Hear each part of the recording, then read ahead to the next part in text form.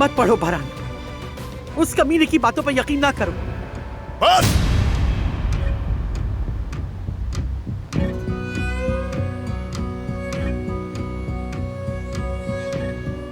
बहुत अजीज बारान काराबे, यह खत मैं तुम्हें दूर से लिख रहा हूं। जाहिर है हमारे दरमियान एक दूरी आ गई है, लेकिन देख रहे हो ना, वो दूरी भी हमें जुदा नहीं कर सकी। मैं तुम तक हर जगह पहुंच जाता हूं काराबे, ये कभी मत भूलना।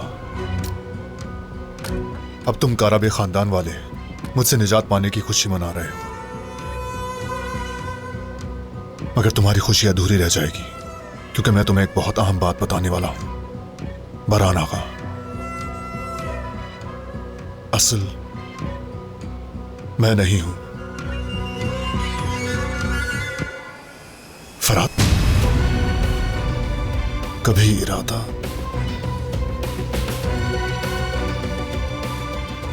जहां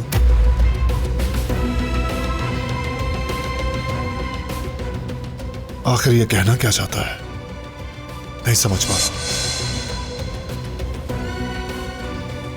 फरात,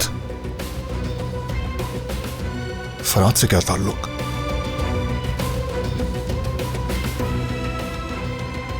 यह शख्स फरात के बारे में क्या कह रहा था?